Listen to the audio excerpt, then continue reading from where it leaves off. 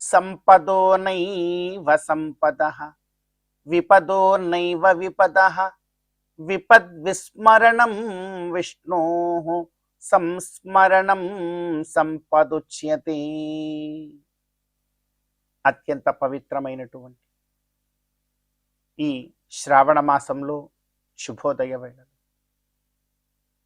దేవదేవుడైనటువంటి శ్రీమన్నారాయణుణ్ణి, కలియుగ ప్రత్యక్ష దైవమైనటువంటి శ్రీ వెంకటేశ్వర స్వామి వారిని పరిపరి విధాలుగా శరణాగతి చేస్తూ ఉత్తమమైన ఈ శ్రావణ మాస శుభోదయ సమయాన్ని మనం చరితార్థం చేసుకుంటూ, ఈ శ్రావణ మాసంలో మనందరి యొక్క ప్రధానమైనటువంటి కర్తవ్యం గోవిందుడి యొక్క గోవిందుణ్ణి, శ్రీమన్నారాయణుణ్ణి ఎంతగా భక్తి ప్రపత్తులతో మనం ఆరాధన చేస్తామో అంత గొప్పదైనటువంటి మహాభాగ్య రూపమైనటువంటి ఫలాన్ని మనందరం కూడా పొందగలుగుతాం. భగవత్ కైంకర్యం కన్నా గోవిందుడి యొక్క ఆరాధన కన్నా మిన్న మరేమున్నది మనందరి. అందుకే ఎంతో విశేషమైనటువంటి ఈ శ్రావణ మాసంలో చాతుర్మాస్య వ్రత దీక్షా కాలంలో ఎంతగా అయితే భగవత్ కైంకర్యంలో మనం ఉండగలుగుతామో అంతగా మన జీవితాన్ని ఆనందదాయకమైనటువంటి మార్గంలోకి మనం అందరం కూడా తీసుకుని వెళ్ళగలుగుతాం. నిజానికి మనం అందరం అనుకుంటూ ఉంటాం, ఆనందము అనేటువంటిది ఎంతో మంది అనుకుంటారు వారి యొక్క భావన వారు సంపాదించేటువంటి సంపాదనలో ఉంటుంది అనుకుంటారు. నిజానికి సంపత్ అంటే ఏమిటి? దేనిని మనం సంపద అనుకోవాలి? బాగా భూములు కొనిపెట్టుకుంటే సంపద అందామా? పెద్ద బంగళా కట్టుకొని కార్లు అన్నీ పెట్టుకుంటే దాన్ని గొప్ప సంపద అందామా? ఏది నిజమైనటువంటి సంపద మనకు ఈ లోకంలో? తరిగిపోనటువంటి సంపద ఏమిటి మనకి ఈ లోకంలో? లేదు లేదు. నీవెక్కడికెళ్ళినా కూడా నీతో వచ్చేటువంటి సంపద ఏమిటి లోకం? తరిగిపోకూడదు, ఎప్పుడూ నిన్ను విడవకూడదు. ఎలాగండి? నీవెక్కడికెళితే అక్కడికి నీవు సంపాదించిన భూములు వస్తాయా? నీవెక్కడికెళితే అక్కడికి నీవు దాచుకున్నటువంటి బంగారం వచ్చేస్తుందా? ఒకవేళ నీవి శరీరమును విడిచిపెట్టి వెళ్ళిపోతూ ఉన్నప్పుడు ఆ సంపదలు కూడా నీతోనే వస్తాయా? ఎక్కడుండేవి అక్కడ ఆగిపోతాయి. నీ శరీరము తప్ప ఏది ముందుకు వెళ్ళదు. కానీ ఆ తరుణంలో కూడా నిన్ను విడిచిపెట్టకుండా ఉండేటువంటి సంపద ఏదైనా ఉందా? ఉంటే దాన్ని సంపాదించుకునే ప్రయత్నం చెయ్యి. ఆ సంపదే నీకు చివరి దాకా తోడుండేటువంటి సంపద. మరెందుకు అశాశ్వతమైనటువంటి సంపదల మీదకి మనమందరం కూడా పరుగులు తీస్తూ ఉన్నాం? అది మన అవివేకం. ఒక మాయలో పడిపోయాం మనం అందరం.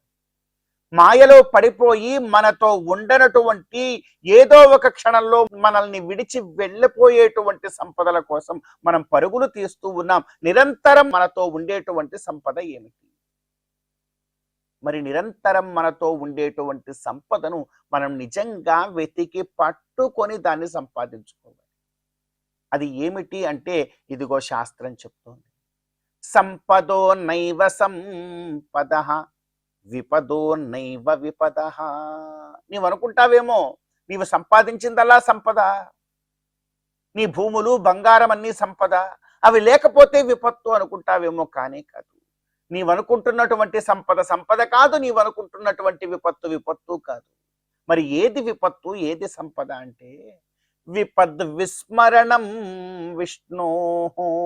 దేవదేవుడైనటువంటి వేదాంత వేద్యుడైనటువంటి ఆ గోవిందుణ్ణి, మహావిష్ణువుని మరచిపోవడం విపత్తు. ఆ స్వామిని సేవించుకోవడం నీ సంపద.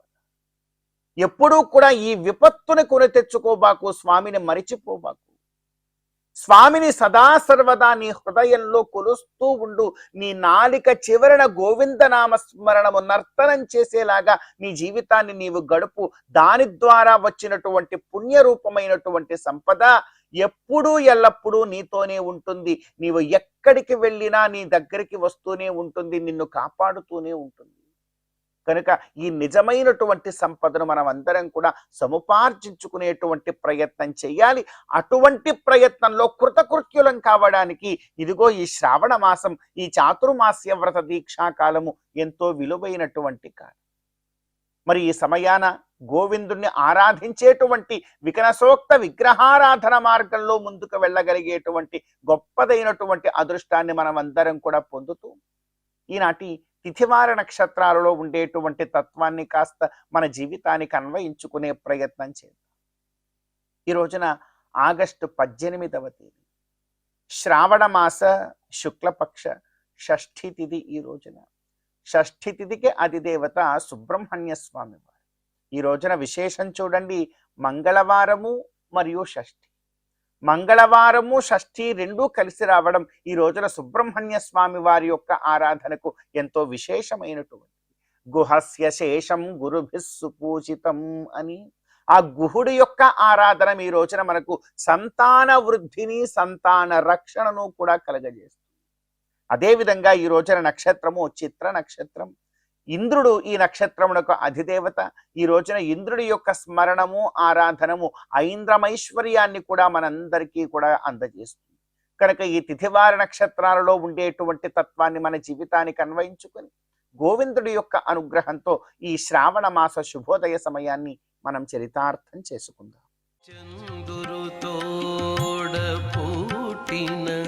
సంపదల మెరుగవో కందువ బ్రహ్మల కాచే కల్పవల్లివో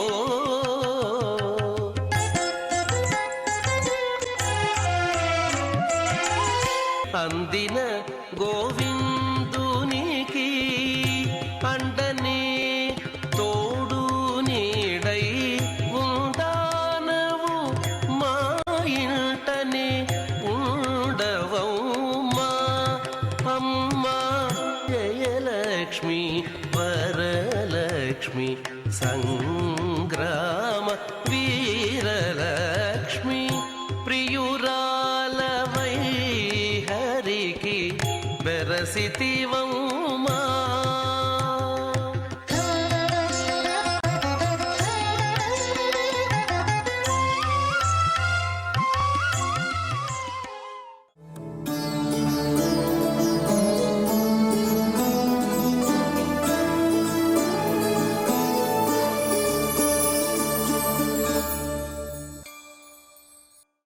ప్రపద్యేతంగిరిం ప్రాయః శ్రీనివాసానుకంపయా ఇక్షుసారస్రవంతేవ యన్మూర్త్యా శర్కరాయుతం. తిరుమల క్షేత్రంలో తెల్లవారి 3 గంటల ప్రాంతంలో ఎంతో రమణీయమైనటువంటి శ్లోకాల్ని మనం వింటూ ఉంటాం. సుప్రభాత శ్లోకాలు అని దానికి పేరు. వేద పండితులు ఆ జయ విజయుల ఎదుట ఉండి ఈ సుప్రభాతాన్ని పఠిస్తూ ఉంటే ప్రతి ఒక్క భక్తుడి యొక్క మనస్సు, తనువు కూడా పులకితములైపోతుంది. అందులో ముఖ్యంగా శరణాగతి తత్వాన్ని తెలియజేసే శ్లోకాలను వింటూ ఉంటే మహద్ ఆనందం. అందులో ఈనాడు శ్రీమన్ కృపాజలనిధే కృత సర్వలోక సర్వజ్ఞ శక్త నతవత్సల సర్వశేషిన్ స్వామిన్ సుశీల సులభాశ్రిత పారిజాత శ్రీ వెంకటేశ చరణౌ శరణం ప్రపద్యే. ఇలా చెప్పుకోవాలండి ప్రతిరోజు కూడా. ఎన్ని పనులున్నా కూడా, ఎన్ని కార్యాలున్నా కూడా ప్రతిరోజు కూడా అన్నన్ స్వామి వారు రచించినటువంటి ఆ సుప్రభాతాన్ని, స్తోత్రాన్ని, ప్రపత్తిని, మంగళాన్ని 20 నిమిషాలు అవుతుంది. ఇది చెప్తే వెంకటేశ్వర స్వామి వారి యొక్క పరిపూర్ణ అనుగ్రహానికి మనం పాత్రలవుతాం. ఇది శరణాగతి చే శ్రీ వెంకటేశ చరణౌ శరణం ప్రపద్యే. స్వామివారి యొక్క దివ్య చరణారవిందముల యందు శరణాగతి చేస్తున్నాను అని. ప్రపద్యే అనే శబ్దానికి ప్రపత్తిని అనుష్ఠించడం. ప్రపత్తి అంటే అదే శరణాగతి, అదే భరన్యాసం, అదే భర సమర్పణ. ఎలా కుదురుతుంది ఇది? ఆనుకూల్యస్య సంకల్పః ప్రాతికూల్యస్య వర్జనం రక్షిష్యతి ఇది విశ్వాసః గోప్తృత్వరణం తథా ఆత్మనిక్షేపకార్పణ్యే షడ్విధా శరణాగతి అన్నారు. ఇది మనం ఎలా తెలుసుకుంటాం అంటే ఆచారుని ద్వారా తెలుసుకుంటాం. మొట్టమొదటగా ఆనుకూల్యస్య సంకల్ప, భగవంతుడికి ఎల్లప్పుడూ అనుకూలంగానే ఉంటాను అని సంకల్పించుకోవాలి. సంకల్పం అంటే మానసం కర్మ, మనస్సులో అనుకో, ఏదో చెప్పడం కాదు, మనస్సులో ఒక్కబారు నేను ఎల్లప్పుడూ భగవంతుడికి అనుకూలంగానే ఉంటాను అనేటువంటి భావన మనలో ఉండాలి. ఆనుకూల్యస్య సంకల్ప ప్రాతికూల్యస్య చ వర్జనం. భగవంతుడికి విరోధములైనటువంటి విషయాలు ఏవైతే ఉంటాయో వాటన్నింటినీ కూడా పక్కన పెట్టు. ప్రాతికూల్యస్య వర్జనం రక్షిష్యతి ఇది విశ్వాస. భగవంతుడొక్కడే మనల్ని రక్షిస్తాడు. ఆ విశ్వాసం మనకుంది. విశ్వాసం అంటే ఏమిటి? ఒక్కసారి మనం శరణాగతి చేసిన తర్వాత ఈ శరణాగతి మనల్ని కాపాడుతుంది. శరణాగత వత్సలుడైనటువంటి శ్రీ వెంకటేశ్వర స్వామి మనల్ని కాపాడుతాడు అనేటువంటి ఒక స్థిరమైనటువంటి బుద్ధి విశ్వాసం. ఇక్కడ కాకపోతే అక్కడ, అక్కడ కాకపోతే ఇక్కడ అని కాదు, ఈయన ఒక్కడే కాపాడు. త్వయి రక్షతి రక్షకైక్యమన్యై త్వయి చ అరక్షతి రక్షకైక్యమన్యై అన్న రీతిగా నీవే రక్షిస్తావు. నీవు కాక ఇంకెవరు రక్షించలేరు. మిగతా రక్షకులతో నాకు పని లేదు. ఒకవేళ నీవు రక్షించకపోతే మిగతా వాడు రక్షిస్తారు అనేటువంటి ఒక భావం కూడా నాకు లేదు. రక్షించగలిగే సామర్థ్యం కలవాడు నీవు. మా బోటి భక్తులంతా కూడా ఎల్లప్పుడూ రక్షిస్తావు నీవు. ఈ ప్రకారంగా ఎన్నో వృత్తాంతాలు ఉన్నాయి. భగవంతుడు ఆ ప్రకారంగా ఎంతో మంది శరణాగతి చేసినటువంటి వాళ్ళందరినీ రక్షించారు. వాళ్ళు అహంకార పూరితులైనా కూడా చివరగా స్వామివారి దగ్గరికి వచ్చి శరణాగతి చేస్తే వాళ్ళు రక్షించాడు దేవదేవుడు. ఎన్నో ఉదాహరణలు మనకు పురాణాల్లో కనిపిస్తూ ఉంటాయి. ఆ ప్రకారంగా రక్షిష్యతీతి విశ్వాస. గోప్తృత్వం, గోప్త అంటే రక్షకుడు అని అర్థం. నాకు వెంకటేశ్వర స్వామియే రక్షకుడు, ఇంకా ఎవరూ లేరు. ఒకవేళ ఆయన రక్షించకపోతే మిగతా వాళ్ళు రక్షిస్తారనేటువంటి ఒక తలంపు కూడా నాకు లేదు. రక్షించడం ఆయన బాధ్యత. ఇలా ఒక విశ్వాసం గోప్తృత్వ వర్ణంతద ఆత్మనిక్షేపకార్పణ్యే. చూడండి, ఆత్మనిక్షేపం అంటే మనల్ని సమర్పించు. భగవంతుడు సమర్పించారండి. ఇది నా శరీరము, ఇది నా ఇంద్రియములు, నేనే పెట్టుకుంటాను అనే ఇది ఉండకూడదు, అహంకారం ఉండకూడదు. అన్నీ ఆయన ఇచ్చిందండి, మనమేం తెచ్చుకోవాలా? ఈ శరీరం అంతా ఆయనది. విచిత్ర దేహ సంపత్తి ఈశ్వరాయ నివేదం అన్న రీతిగా ఈ దేహ సంపదంతా కూడా భగవంతుడికే సమర్పించాలి. ఆ భగవంతుడు మనకు నోరిచ్చాడంటే ఎవరినో తిట్టడానికి కాదు, నిందించడానికి కాదు, ఆయన యొక్క స్తోత్రాలు చెప్పడానికండి. భగవంతుడు 2 కళ్ళని ఇచ్చాడంటే ఏదో ఒక అసభ్యకరమైనటువంటి విషయాలను చూడడం కాదండి. దేవదేవుని యొక్క దివ్యమంగళ విగ్రహాన్ని తనివి తీరా చూడడానికే భగవంతుడు కన్నులను ఇచ్చాడు. చెవుల్ని ఇచ్చాడంటే ఏదో చెడు మాటలు వినడానికి కాదండి, భగవంతుని యొక్క ఇటువంటి స్తోత్రాలంతా వినడానికి ఇచ్చాడు. ఈ చేతులు ఇచ్చాడు ఎవరినో కొట్టడానికి కాదండి, భగవంతుని యొక్క ఆ దివ్యమైనటువంటి నామాల్ని భజించడం కొరకు ఇచ్చాడు, కైంకర్యం చేయడానికి ఇచ్చాడు. ఈ పాదాలు ఇచ్చా అంటే ఎక్కడో ఒక చోట ఉద్యానవనానికి వెళ్ళడం కాదు, తిరుమల ఆ శ్రీవారిని దర్శించుకోవడానికై ఆ మెట్ల మార్గం గుండా రావడానికి పాదాలను ఇచ్చాడు. ముక్కునిచ్చాడు వాసన చూడడానికంటే భగవంతుని యొక్క పాదార విందములందు సమర్పించబడినటువంటి ఆ తులసి ఏదైతే ఉందో ఆ తులసి వాసన చూడడానికి ఇచ్చాడు. ఈ ప్రకారంగా భగవంతుడిచ్చిన కరచరణాది అవయవులంతా కూడా ఆయనకి సమర్పించడమే తుదీయం వస్తు గోవింద తుభ్యమేవ సమర్పయ్యనటువంటి భావన మనకు ఉండాలి. ఈ ప్రకారంగా శ్రీ వెంకటేశ చరణౌ శరణం ప్రపద్యే అని అన్నన్ స్వామి వారు చెప్పిన రీతిగా మనం కూడా శ్రీ వెంకటేశుని పాదార విందముల యందు సమస్తమైనటువంటి భారాన్ని సమర్పించి కృతార్థులవుతాం. ఓం నమో వెంకటేశాయ. 16 పల్లెలతో బంగారు పతిమా చెదరని వేదములా చిగురుబోడి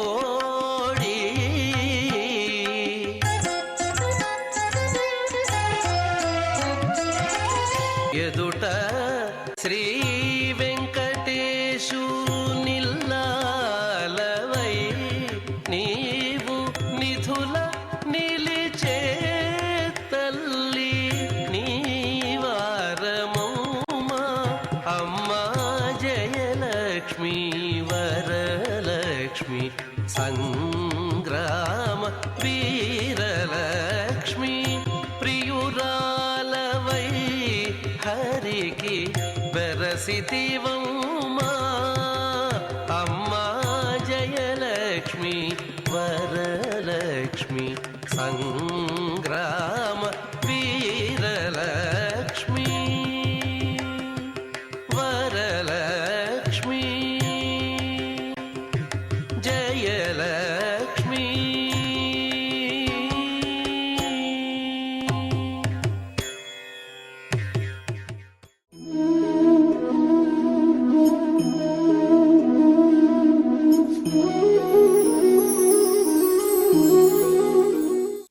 శ్రీమదుమా సులభంగక సామజహర నక్రదళన చక్ర సదాళీక్షేమంకర చరణాంబుజ హైమోజ్వలవాస వెంకటాచల రమణ.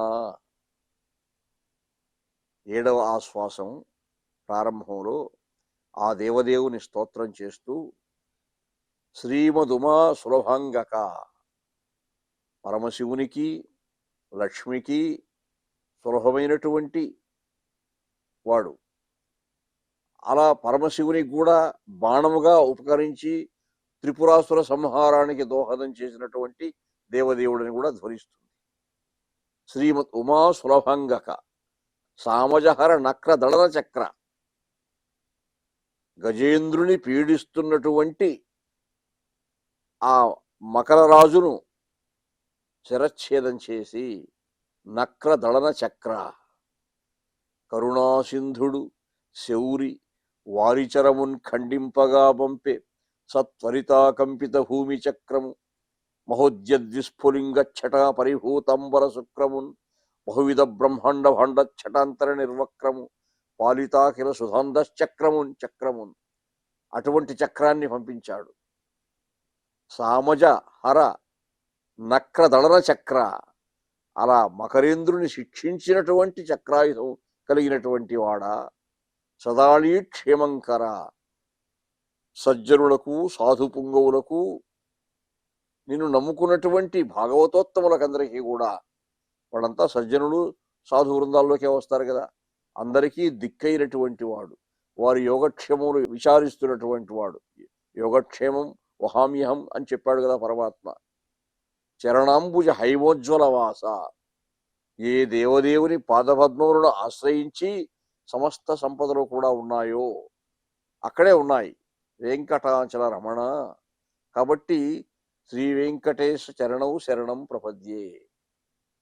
7 ఆశ్వాసల కావ్యాన్ని 7వ ఆశ్వాసంతో పూర్తి చేస్తూ ఆ కావ్యాన్ని స్వామి పాదాల దగ్గర పెట్టి తాను సాష్టాంగ నమస్కారం చేసిన అనుభూతి కలుగుతుంది. వెంకటాచల రమణ అని ఆ వెంకటాచల రమణని స్తోత్రం చేసినటువంటి 7వ ఆశ్వాసంలో మొదటి పద్యం ఇది. ఇది నీలాలక నీలచేలక సుభద్రేందీవరాభక్షి కోణ దృఢాంచద్భుజ వీర్య ధుర్య జయ సన్నాహార్భటి వాద్యభీత్యుతేభేశ్వర కృష్ణరాయ మహిజాన్యుత్పాది తాముక్తమాల్యద ఆశ్వాసము సప్తమంబలరు హృద్యంబైన పద్యంబులను. చివర స్పష్టంగా చెప్పాడు. అక్కడ సింహాచలంలో ఉండే దేవదేవుని సింహాచల దంబకేసరి అన్నాడు. ఇక ఆ కళింగ దేశంలో ఉన్నటువంటి పరమాత్మ పూరి జగన్నాథుడు నీలాలక నీలచేలక సుభద్రేందీ వరాభక్షి కోణ దృఢాంచద్భుజ. అక్కడ సుభద్రా సమేతుడై ఉన్నారు బలరామకృష్ణుడు. ఏం చేసి ఉన్నారు ఆ క్షేత్రంలో? వారి కరుణా కటాక్షముల చేత సంక్రమించినటువంటి బలపరాక్రమాదులు కలిగి జయసన్నాహర్భటి వాద్య అక్కడ ఆ జయవాద్యం మోగించాడు. దాని కళింగ దేశంపై దిగ్విజయం సాధించిన తర్వాత ఒక్కసారి జయఘోషడు చేయించాడు. మంగళవాద్యాలు మోగాయి. రాయలవారి దిగ్విజయాన్ని సూచిస్తూ ఆ వాద్యాలు మోగుతూ ఉంటే ఆ కళింగరాజు అంతరంగంలో ఆందోళన, భయము, మళ్ళీ మనపై యుద్ధానికి వస్తాడా అని. ఇంకెందుకు వస్తాడు? జయించేశాడు కదా. అటువంటి కృష్ణరాయ మహిజాన్యుత్పాది తాముక్తమాల్యద ఆశ్వాసము సప్తమంబలరు హృద్యంబైన అటువంటి 7వ ఆశ్వాసము ప్రభు. ఆ దేవదేవుడు అనేక క్షేత్రాలలో అనేక అర్చామూర్తులుగా వెలసి తిరుమలలో శ్రీనివాసుడవై, సింహాచలంలో దంభకేసరివై, అలాగా పూరి జగన్నాథ క్షేత్రంలో నీలాలక నీలచేలక సుభద్రేంద్రీ వరాభక్ష అక్షి కోణ దృగంచద్భుజ. ఆ దేవదేవుని ఆ బలరామకృష్ణుడు గాని సుభద్రాదేవి గాని వారి యొక్క చూపుల నుంచి స్రవిస్తున్నటువంటి దయారసంతో నాకు కలిగినటువంటి బలపరాక్రమాదుల చేత అనేక రాజ్యములు జయించే అవకాశం కల్పించిన ఓ దేవా, ఇదిగో ఈ కృతి నీకు సమర్పణము. ఆశ్వాసము సప్తమం వలరు హృద్యంబైన పద్యంబులను. అలాగా హృద్యంబైనటువంటి గద్య పద్యములతో వృత్తాంతములతో ఆ గోదాదేవి వృత్తాంతాన్ని, ఆ విష్ణుచిత్తుని వైభవాన్ని, ఆ పరియాళ్వార్ భక్తి ప్రపత్తులని వర్ణించినటువంటి ఈ ఆముక్తమాల్యద అనే మహాకావ్యము ఇదిగో దేవా నీకు సమర్పితము అని సభక్తికంగా శరణాగతుడై దాసుడై, ఇప్పుడు కూడా మహద్వారంలో మనం వెళ్ళామంటే పక్కన ఆయన ఆ దాసభావనతో ఉంటాడు. విజయనగర సామ్రాజ్య చక్రవర్తిగా కిరీటాది లక్షణాలు కలిగిన వాడు కాకుండా కేవలం భాగవతోత్తముడైనటువంటి ఒక దాసభావన అక్కడ కనిపిస్తుంది. ఉభయ దేవేరులతో కూడా అటువంటి కృష్ణదేవరాయల వారు సమర్పించినటువంటి ఆముక్తమాల్యద, ఇది ఆముక్తమాల్యద వైభవము. క్లుప్తంగా ఆశ్వాసాంత గద్య పద్యాల్లో ఉన్న ఆ స్తోత్ర వాంగ్మయాన్ని భక్తలోకం గుర్తించాలి. అవి కూడా మనం ప్రాతకాలంలో అనుసంధానం చేసుకుంటే కలవు సంకీర్త్య కేశవం అన్నట్టు ఈ కలియుగంలో ఆ శ్రీనివాసుని కీర్తించడానికి కూడా మనకి ఈ వాంగ్మయం ఎంతో ఉపకరిస్తుంది అని మనం చేస్తూ ఉన్నాం.